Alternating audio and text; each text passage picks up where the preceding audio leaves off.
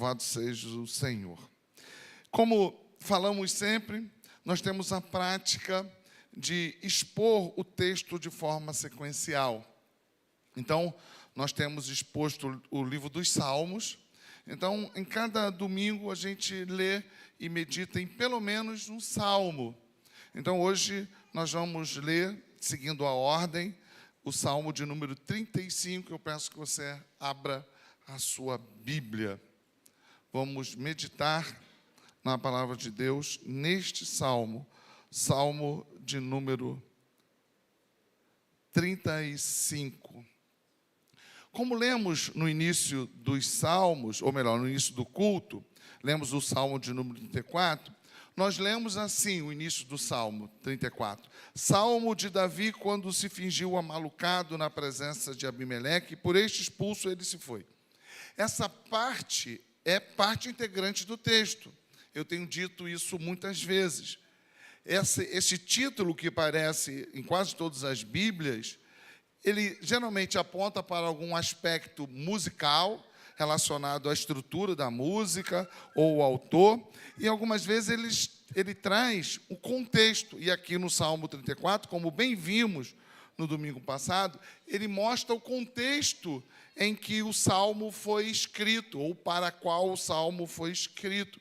O momento onde Davi estava se fingindo de maluco, amalucado, como diz o texto, diante de Abimeleque. Já o Salmo 35, nós não temos essas informações. A informação que temos diz respeito à autoria, Salmo de Davi. E como eu disse, isso é parte integrante do texto, na língua original. Essa parte que está em negrito, na minha Bíblia, no Salmo 35, vem castigo dos adversários. Isso não consta na Bíblia, não consta no texto original. Isso são títulos que os editores colocam para facilitar o entendimento, para que a gente possa ter uma ideia do tema central daquele trecho, ou daquele capítulo, ou daquele salmo. Hoje, como bem já falei, nós não sabemos muita coisa a respeito deste salmo, como em outros, onde há uma localização, um desenvolvimento temático, já a partir do título. Mas sabemos, como quase todo o primeiro livro dos Salmos foi escrito por Davi. Bom, por que eu usei a expressão primeiro livro? Porque o livro dos Salmos, ele é composto por 5 livros de salmos, ou seja, 5 cancioneiros. Os salmos eram canções. Então, aqui nós temos, dentro do livro dos Salmos, 5 cancioneiros, 5 salmos, 5 livros de músicas. O primeiro termina no Salmo 41. E é bom que a gente diga 2 coisas. Primeiro é que esse primeiro livro dos Salmos, esse primeiro cancioneiro de Israel, ele foi quase todo escrito por Davi. Davi é autor de quase metade dos Salmos, e nesse primeiro livro ele é o autor quase que absoluto de todo o primeiro livro dos Salmos.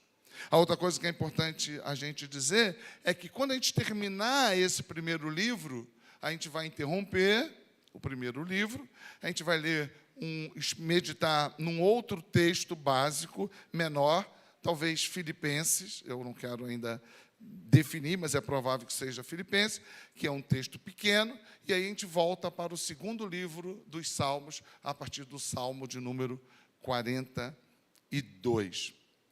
Muito bem. Visto isto, é bom que a gente também lembre que os Salmos usam muita figura de linguagem, muita poesia, é característica do tipo de literatura. As músicas são compostas por poemas, por um tipo literário de poesia. Logo, a figura de linguagem é presente o tempo todo, imagens. Então, a gente vai perceber isso também nesse texto. A nossa irmã Bárbara já orou, pedindo que Deus ilumine a nossa mente para que entendamos. Então, vamos olhar para o texto. Eu vou pegar aqui o meu tablet, só um minuto.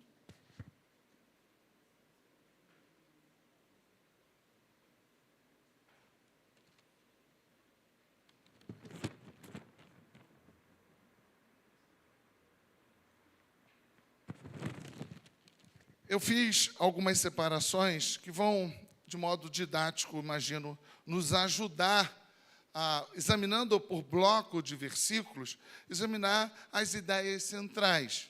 Então, nós vamos observar no primeiro bloco de versículos, do versículo 1 ao versículo 6, alguns aspectos que você vai perceber que são introdutórios. Aquilo que a canção, a música, o texto sagrado, no caso o Salmo, vai nos apresentando. O desenvolvimento textual, o desenvolvimento da ideia centrada no texto, na canção. Então, perceba comigo, Davi está apresentando diante de Deus um lamento.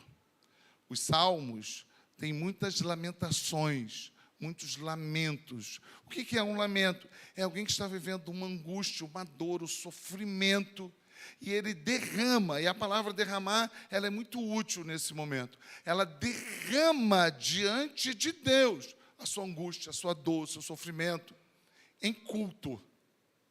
Ele aproveita esse momento de dor, de angústia, e nós temos muita dificuldade, estou falando, me tirando como parâmetro, de colocarmos diante de Deus, nestes momentos de maiores aflições, a nossa lamentação como culto.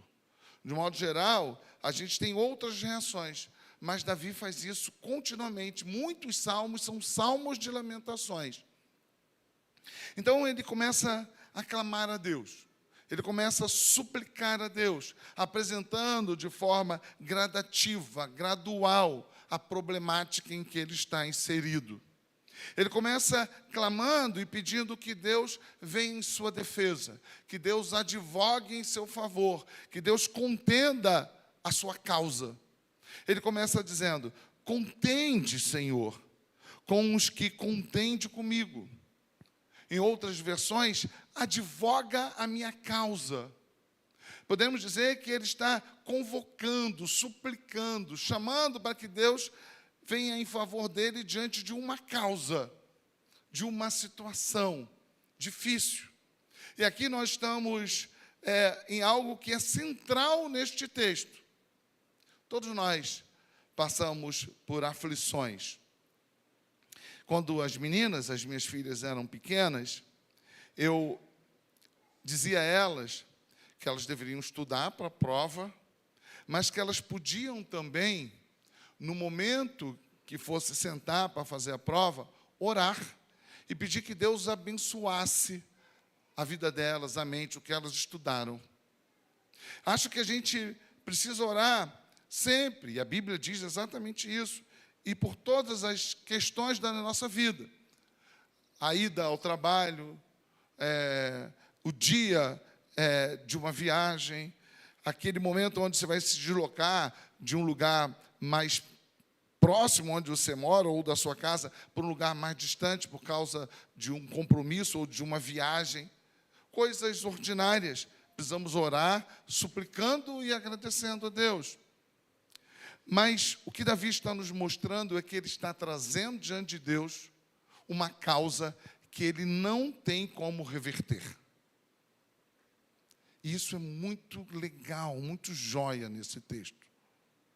É levar diante de Deus uma situação onde você tem a consciência que você não pode mudar o quadro. Aquela situação em que você pode imprimir todos os seus esforços. Você é diferente daquilo que eu ensinava às minhas filhas. Estudem e você peça a Deus para fazer uma boa prova. E você pode estudar e nem pedir a Deus, nem orar, e ainda assim fazer uma boa prova. Mas existem situações onde a derrota ou o resultado negativo está evidente. Onde você olha e perceba, eu posso me esmerar, eu posso aplicar todos os meus esforços, mas eu não tenho como mudar essa situação. É impossível para mim. Então, estamos não de uma situação ordinária, cotidiana, mas estamos diante de uma situação onde Davi reconhece a incapacidade dele mudar o status daquela realidade.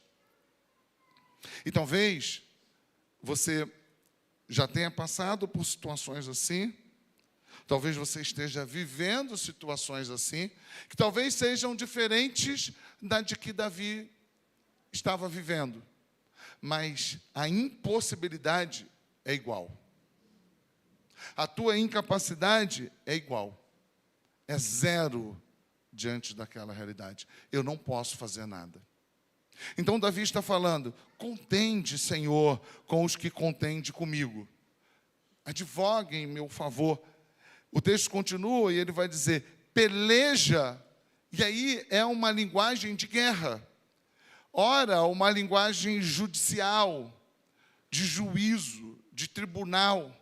Ora, uma linguagem que tem a ver também com o ofício do rei, de ser um general, alguém da batalha, da luta campal. Então ele tanto clama para que o Senhor advogue em favor dele, como ele clama para que o Senhor peleje, lute em favor dele. Peleja contra os que contra mim pelejam. Então nós já temos aqui, neste primeiro versículo, um panorama da situação. E qual é o panorama? Existem pessoas contrárias, em oposição a Davi. O primeiro versículo já nos mostra isso. Não é uma oposição de alguém que está contra ele, que não concorda com a ideia dele, que não simpatiza com ele. É algo muito maior, muito mais complexo, é algo muito mais profundo, a ponto dele se reconhecer como incapaz de mudar esta situação. E por isso o versículo 2 vai dizer: embraça, ou seja, tome nos seus braços, ou seja, tome como objeto que você vai possuir. Claro que é uma figura de linguagem. Deus não é homem para precisar usar escudo contra ninguém. Lança. Deus não precisa disso. Mas como falamos, é uma construção poética, que tem a ver com alguém que está desesperado, no sentido de carecer com urgência de socorro. Há um senso comum que Davi está sendo perseguido por Saul. Há um senso comum que esse texto, este salmo, descreve um momento onde Davi, embora ungido como aquele que seria o futuro rei, ainda não o é. Alguém que por isso, por ser alguém como um emblema, um tipo de Messias, o rei que seria em toda a antiguidade, o rei que melhor representaria o rei da glória, Cristo Jesus. Por isso ele recebe a oposição de Saul e daqueles que cercam Saul, a ponto da sua vida estar correndo risco, perigo. Além disso, ele sofre vergonha, escárnio, calúnias. E diante dessa situação e do poder destes nobres, Davi nada pode fazer. E a sua alma está angustiada. Então ele diz: contende, Senhor, com os que contendem comigo, peleja contra os que contra mim pelejam, embraça o escudo e o broquel, ou seja, a lança, provavelmente seja essa uma das possibilidades, ou um tipo de gancho na luta. Empunha, Senhor, embraça o escudo e o broquel e ergue-te em meu auxílio. Vem, Senhor, em meu auxílio. Ele tem aqui a figura de um soldado, de um general, de alguém que está na batalha, porque ele precisa de ajuda. Ele está desesperado, angustiado, triste, precisando da ajuda de Deus, do auxílio de Deus. E ele continua, então, expondo: empunha a lança e reprime o passo aos meus perseguidores. E aí a gente vai tendo a ideia da complexidade. Não só apenas opositores, são perseguidores do ponto de vista literal, que perseguem fisicamente no espaço Davi, que querem tirar a vida, matá-lo, a ponto dele precisar se esconder junto com o seu pequeno grupo, diminuto grupo, comparado com a força de Saul e seus nobres. Dize a minha alma. É muito interessante isso, né? Ele está falando: Deus, fala comigo. Diz a minha alma, não ao meu ouvido, à minha mente, mas ao íntimo do que eu sou, ao íntimo do que eu tenho. Diz a minha alma, eu sou a tua salvação. E é interessante, né, a gente pensar no texto. É interessante esse circuito que o Espírito Santo faz. É muito interessante. Porque o autor humano é Davi. Mas o autor final desse texto é Deus. Então é Deus fazendo Davi clamar a Deus, para que Deus seja a salvação de Davi. Nós estamos aqui para cultuar Deus, mas a gente age parecido com o que Davi faz. A gente clama a Deus para que Ele nos guie, para que nós o cultuemos. Porque nós não sabemos nem orar se não for pela intercessão de Deus, pela mediação de Deus. Então, inspirado pelo próprio Deus, Davi, a presença de Davi é verdadeira, é real no texto. Ela está presente mesmo. É um homem que está escrevendo, embora inspirado por Deus.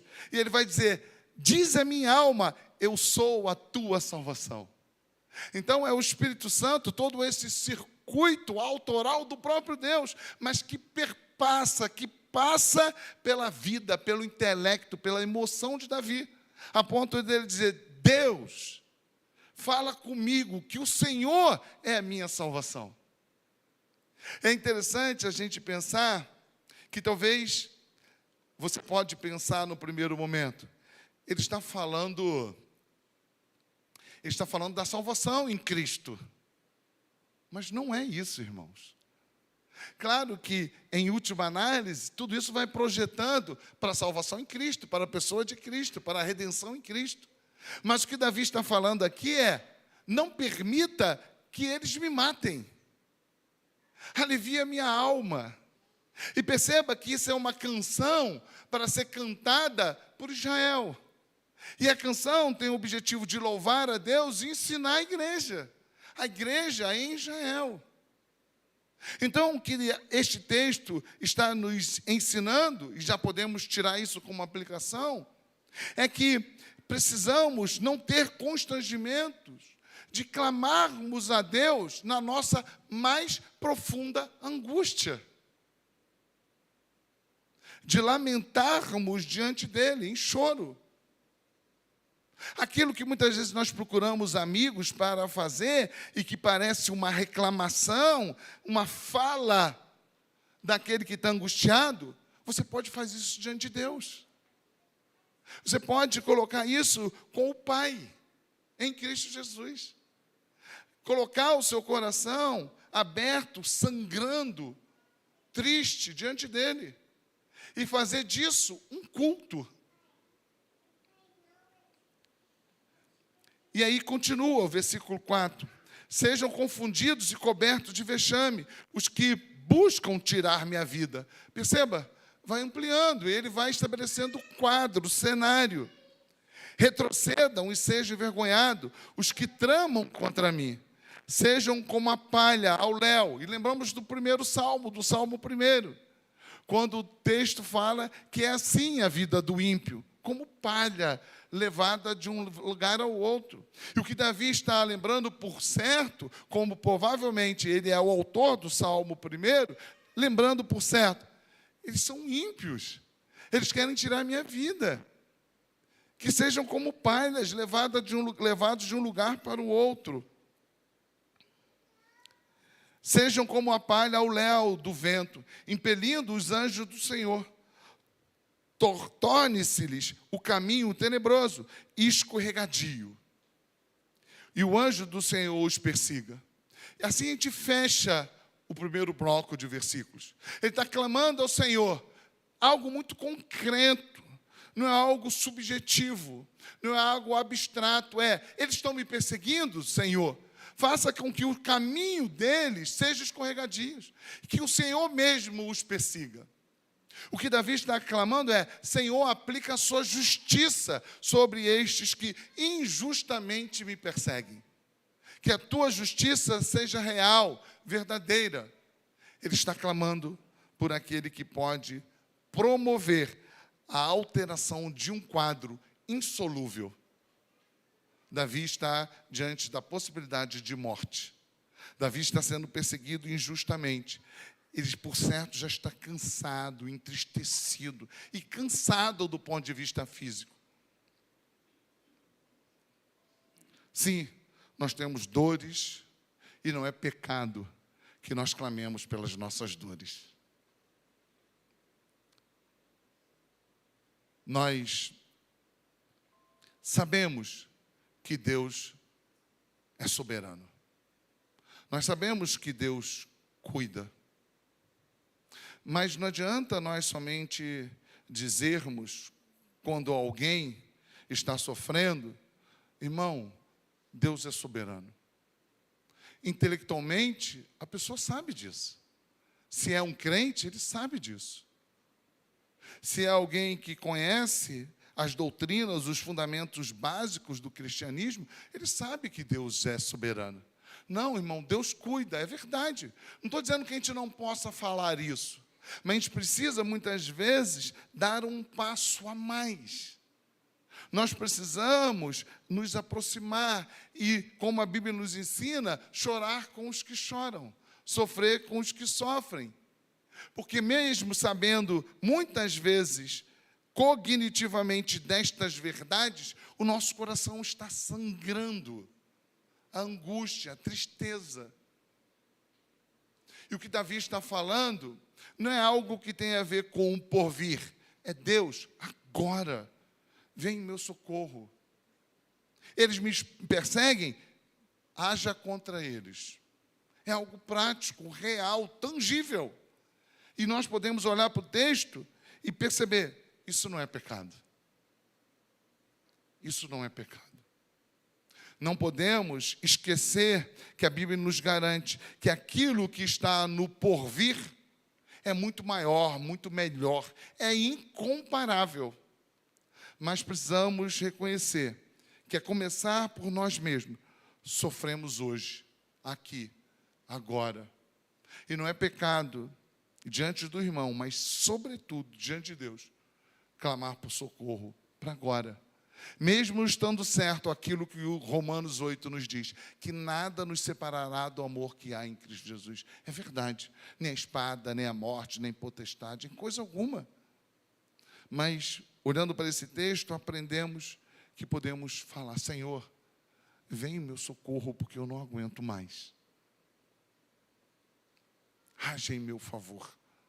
No caso de Davi, era uma situação militar, bélica, onde alguns que eram poderosos, o rei, os nobres, debochavam, caluniavam, e não parava nisto, queriam tirar-lhe a vida. Do versículo 7 ao versículo 8, ele fala um pouco mais, e explica melhor o que está acontecendo, detalha. O 7 diz assim, pois sem causa me tramaram laços. Então vai dissecando. Sem causa abriram cova para a minha vida. Venha sobre o inimigo a destruição, quando ele menos pensar. E prendam-no os laços que tramou ocultamente. Caia neles para a sua própria ruína. Senhor, haja com justiça, porque eles estão agindo, ele usa a ideia, a imagem, sem causa abriram cova para a minha vida. O que isso quer dizer? Querem matá-lo. O versículo 9 ao versículo 10, vemos como um parêntese, como um momento onde ele lembra, ou onde ele registra o seu desejo de cultuar a Deus, diante do seu benefício. Ele vai fazer isso mais de uma vez. Mas nesse momento eu quero que você perceba como ele está fazendo destilamento, um culto a Deus. E perceba que depois de apresentar diante de Deus a sua causa, ele vai dizer, e minha alma se regozijará no Senhor. Ele está apresentando diante do Senhor a causa e está dizendo, o objetivo disso é justo. E quando o Senhor atender a minha oração, eu vou render graças ao Senhor. Eu vou cultuar, porque eu vou reconhecer que a boa dádiva vem do Senhor. Que a preservação da minha vida dependeu do Senhor. E a minha alma se regozijará no Senhor e se deleitará na sua salvação. Todos os meus ossos dirão, uma figura de linguagem, todos os meus ossos dirão, Senhor, quem contigo se assemelha? Perceba a beleza da música, da canção, da poesia. Quando ele diz, todos os meus ossos dirão, ele quer dizer aquilo que é mais essencial, estrutural, aquilo que eu sou na essência, tudo que eu tenho há de te glorificar, te exaltar. É a ideia de intensidade, de profundidade. Eu vou te adorar na totalidade do que eu sou. É música, é canção. Pois livras o aflito, ele é o aflito, daquele que é demais forte para ele, ao estado dele de pequenez diante dos que os perseguem, o mísero e o necessitado dos seus extorsionários. As pessoas estão extorquindo, no sentido de perseguir, de prejudicar, de provocar o mal. E esse texto, nesse momento, revela que Davi não é o rei, que Davi não é o maioral. Ele é alguém já ungido, separado, para que ele o seja, mas ainda não é. Ele é alguém que tem socialmente pessoas acima dele, e que usam essa condição para afligi-lo. Ele está dizendo, diante da impossibilidade, quem pode me salvar? Eu quero mais uma vez permear isso com a nossa realidade, com a tua realidade, com a tua aflição, com a minha aflição. E quantas vezes eu me deparo acompanhando pessoas nos hospitais, por exemplo. Irmãos, eu não quero identificar quem são os responsáveis. Nem sou capaz de fazer isso. Mas é duro, é triste. Você se sente ultrajado. E você se sente incapacitado diante de um sistema que não atende o necessitado. E eu, como uma pessoa comum, anônimo, que chego ali acompanhando muitas vezes as pessoas, eu fico pensando, o que eu posso fazer para mudar esse quadro? E quando eu olho para a história do meu país, a história do meu estado e a complexidade de toda essa situação, eu não posso fazer nada, ou muito pouco. E as pessoas continuam sofrendo, morrendo, sendo tratadas com pouco caso. É complexo, é grande demais para a minha pequenez. Mas eu posso fazer uma coisa. E Davi é usado por Deus para me ensinar. Clama ao Senhor. Ora a Deus. Porque estas pessoas, elas podem ser grandes. Elas podem ser poderosas. Elas podem nem estar aí para você, para mim. Elas podem até mesmo nos perseguir. Mas elas não são nada diante de Deus. Nada diante de Deus. O mísero e o necessitado é o Davi. E nós, muitas vezes. E aí, a partir do 11, no trecho que segue até o versículo 16, ele vai apresentar mais detalhes ainda, aprofundando aquilo que esses homens fazem com ele. E eu quero que você vá vivendo comigo este clímax, esse aumento da intensidade do drama vivido por Davi. E quando a gente fala do drama, a gente precisa lembrar da dor que este homem está sofrendo, da angústia, passando necessidade, fome, um homem que está agindo e está passando por tudo isso por ser igreja, por ser chamado para ser o rei de Israel, para ser chamado para ser um tipo de Cristo. Ao falar isso, eu não estou dizendo que Davi não tem erro, que Davi não peca ou que não tenha pecado, mas a condição de objeto de ódio é porque Davi é crente, é igreja.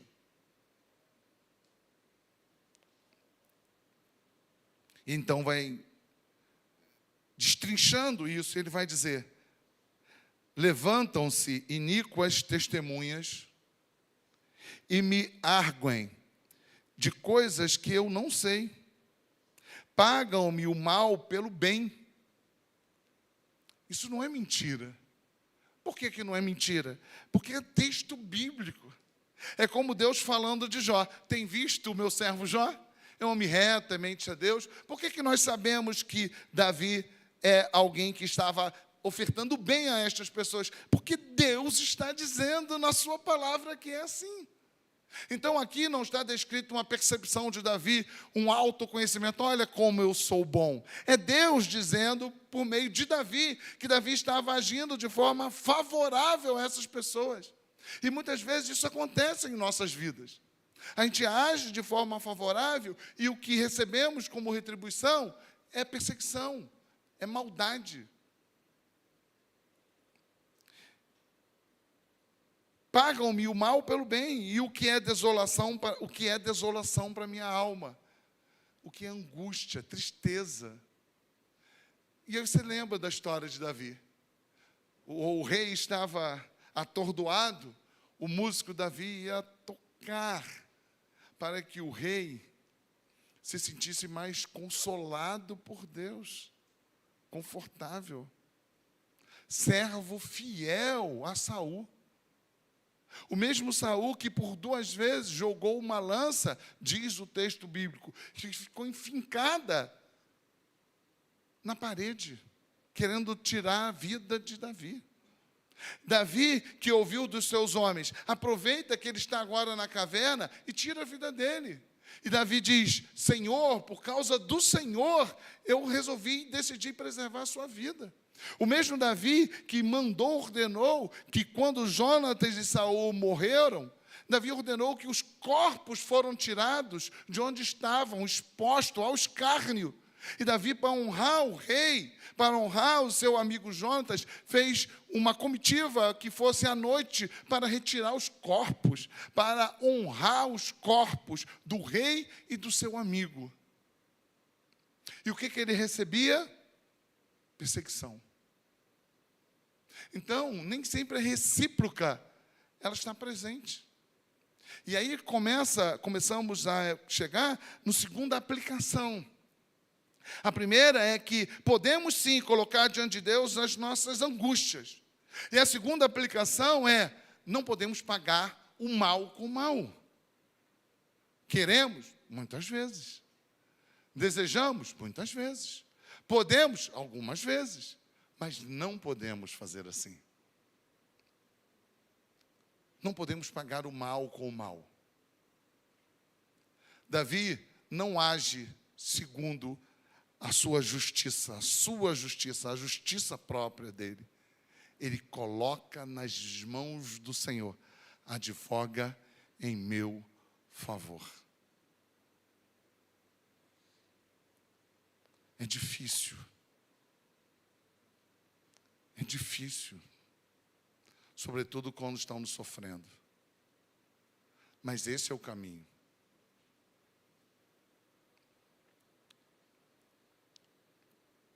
Continua o texto detalhando: quanto a mim, porém, estando eles enfermos, eu não sei se eles estavam de fato enfermos, provavelmente não. Provavelmente aqui é uma figura de linguagem. Ou seja, não importa se estavam enfermos ou não, mas eles estavam precisando de ajuda. Eles eram necessitados. Quando eles estavam necessitados, quando eles estavam enfermos, estando eles enfermos, as minhas vestes eram um pano de saco. Eles estavam sofrendo, eu sofria com eles.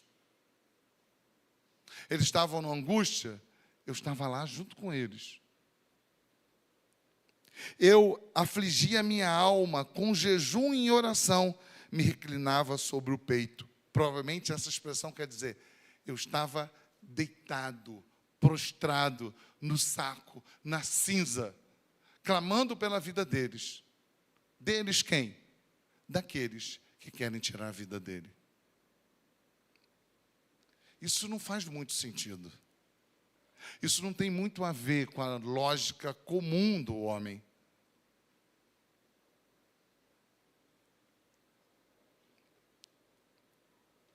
Portava-me como se eles fossem meus amigos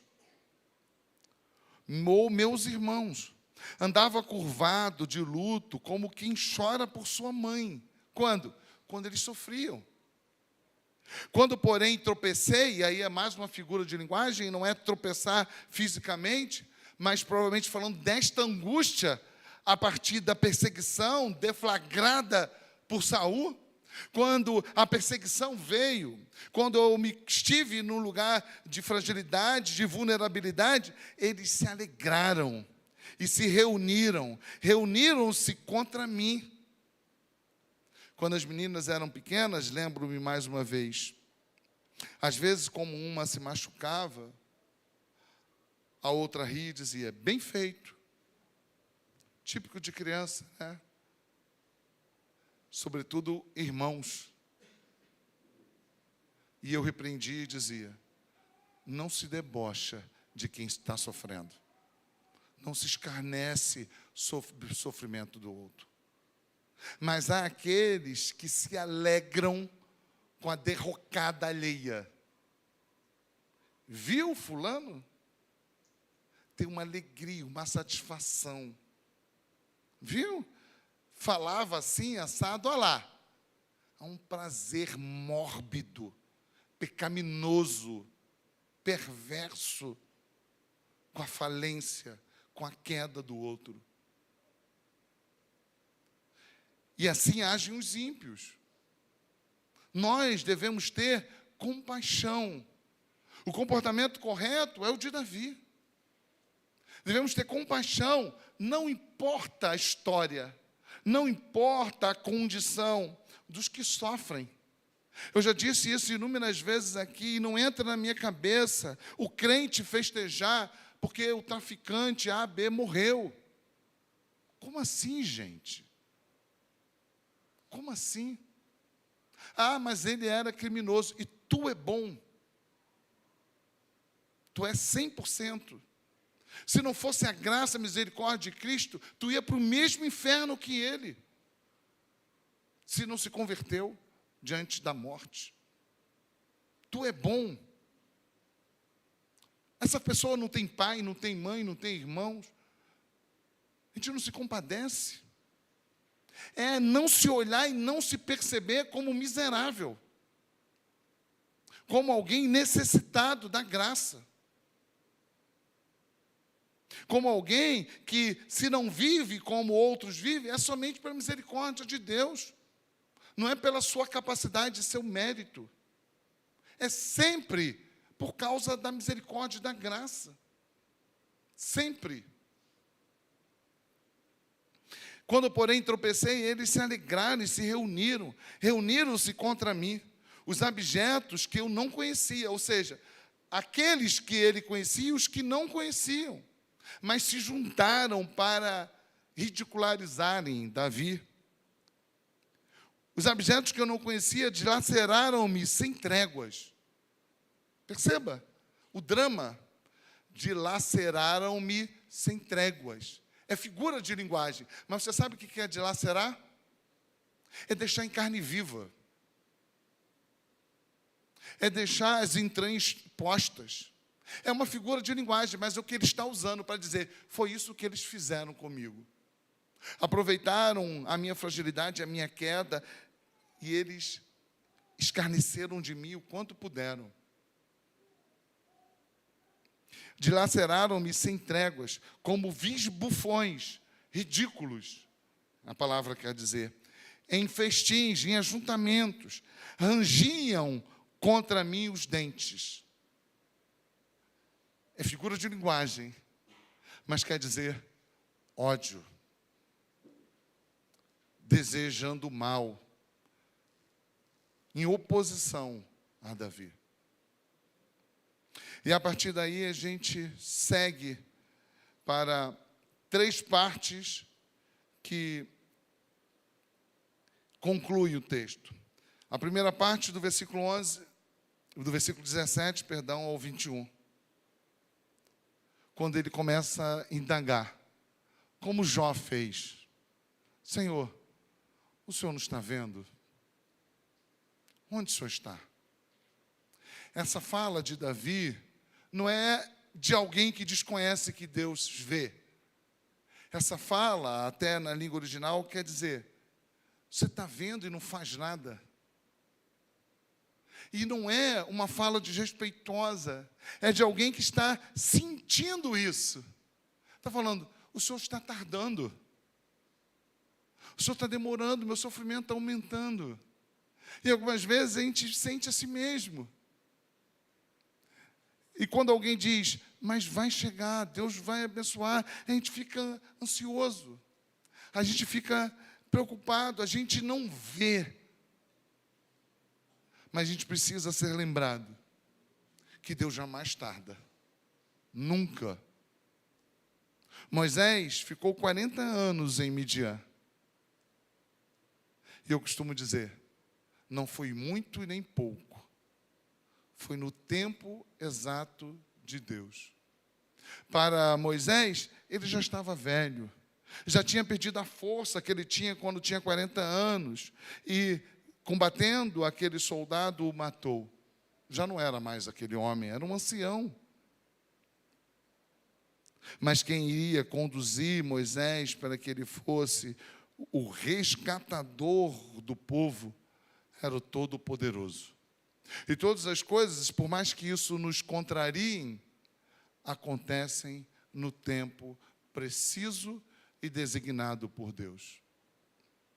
Até quando, Senhor, ficarás olhando? Livra minha alma das violências deles, dos leões a minha predileta. Dar-te-ei graças na grande congregação. E ele volta a citar o culto, a adoração. Louvar-te-ei no meio da multidão poderosa, no meio da igreja, na congregação dos santos. Não se alegrem de mim os meus inimigos gratuitos. Não pisque os olhos que sem causa me odeiam. Não é de paz que eles falam. Pelo contrário, tramam enganos contra os pacíficos da terra.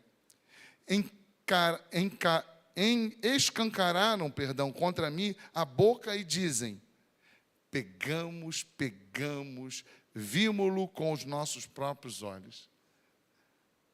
Você percebe a vilania, a perversidade dessas pessoas? Davi está posto como derrotado. Pegamos, é a certeza que eles tinham da vitória sobre o ungido de Deus. A certeza. Mas, conhecendo um pouquinho da história de Israel, aquilo que a Bíblia nos fala, é Deus que diz sim e é Deus que diz não. E para a vitória dos perseguidores de Davi, Deus disse não. E por mais que todos os aspectos apontassem para a certeza da derrota de Davi, é Deus que diz sim e diz não. Versículo 22 a 24. Ele apresenta três petições. Não te cales, acorda e desperta e julga-me. Ele faz 3 petições em 3 sentenças, clamando pela ação de Deus. Tu, Senhor, os vistes, não te cales. Senhor, não te ausente de mim, acorda e desperta para me fazer justiça, para minha causa, Deus meu e Senhor meu, julga-me. Senhor, Deus meu, segundo a tua justiça, não permitas que se regozijem, ou seja, que eles se alegrem contra mim. E a gente começa a entender que a oração de Davi é justa, correta. Ele não estava orando e pedindo, como o Tiago fala, que muitas vezes fazemos, para o nosso próprio deleite. Deus se agradou da oração de Davi.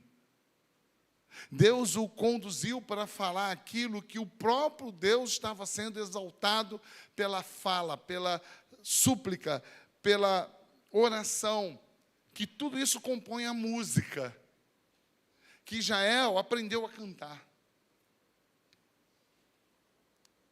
Julga-me, Senhor Deus meu, segundo a tua justiça, não permitas que se regozijem contra mim. Então vamos para o momento final do texto. O momento conclusivo do texto. Onde ele vai apresentar dois comportamentos. Um, como reagem os ímpios. E dois, como devem reagir a igreja. E a gente vai ver assim no versículo 26 e 27, 25, 26 e 27. Não digam eles, os que perseguem Davi. Não digam eles lá no seu íntimo, agora sim, cumpriu-se o nosso desejo. Não digam demos cabo dele. Envergonhem-se e juntamente sejam cobertos de vexame os que se alegram com o meu mal. Cubram-se de pejo e ignomínia os que se engrandecem contra mim. Esses são os que celebram a morte, a perseguição, a injustiça, o desejo mal. E a partir do 27, é como ele conclui. Como a igreja cultua a Deus. Cantem de júbilo e se alegrem os que têm prazer na minha retidão. E digam sempre, glorificado seja o Senhor, que se compraz na prosperidade do seu servo. A ideia de prosperidade aqui não é riqueza, é paz, é preservação da vida. E a minha língua celebrará a tua justiça e o teu louvor todo dia. Aos que querem celebrar a morte, a violência, a perseguição e a injustiça. E a igreja do Senhor celebra com júbilo, com alegria, glorificando a Deus pela manifestação da sua justiça, da sua glória, da sua graça, da sua misericórdia no meio do seu povo. Eu queria concluir observando junto com vocês as aplicações que de alguma forma nós já vimos. 3, pelo menos. A primeira, podemos sim orar pelas nossas angústias. Deus sabe, Deus é soberano. Vai acontecer segundo a vontade dEle. Mas podemos transformar as nossas dores, as nossas angústias, os nossos medos em culto a Deus. Não só podemos, devemos.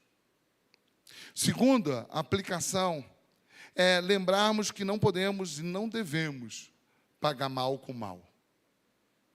Não podemos. Podemos e devemos fazer o contrário. Pagar o mal com bem. Precisamos ser relembrados dessa necessidade. E terceira aplicação. Nós não estamos livres dos dias maus. Nós não estamos livres das perseguições, das aflições, das doenças, dos momentos de desemprego. Não estamos livres. Mas a última aplicação retroalimenta a primeira. Devemos lembrar de colocar todas essas angústias diante do Senhor. Mas eu queria terminar não com uma, ou duas, ou três aplicações. Eu queria terminar com uma lembrança. É legítimo o que Davi clamou. Ele clamou para que os que perseguiam a sua vida fossem perseguidos por Deus. Para que Deus usasse escudo e lança e agisse em favor dele, porque ele estava por morrer. Que a injustiça fosse paga com a justiça de Deus. E é legítimo, porque isso tem a ver com a lei. Isso tem a ver com um princípio inabalável de olho por olho, dente por dente, pé por pé, mão por mão, estabelecido no pacto das obras, lá no Éden. Aquele que pecar, morrerá. Então, o que Davi está falando aponta claramente para a lei de Deus. Ele está clamando, diante da sua angústia, que Deus venha e o socorra com justiça, punindo aqueles que perseguem a ele, que os trata bem. Mas eu lembro o que Cristo fez. Não como Davi, mas superior a Davi. Diante dos seus perseguidores, Cristo não clamou legitimamente ao Pai: tira a vida deles. O que Cristo fez foi: tira a minha vida, para que eles obtenham o perdão inalcançável. Ultrapassou a justiça e ofertou misericórdia e graça. Davi clamou corretamente por justiça, clamando para que os seus perseguidores maus e perversos fossem punidos. Cristo se deixou conduzir ao madeiro para que o seu sangue fosse derramado, para que maus e perversos, perseguidores não de Davi, mas do próprio Deus encarnado, fossem perdoados. Que Deus nos abençoe.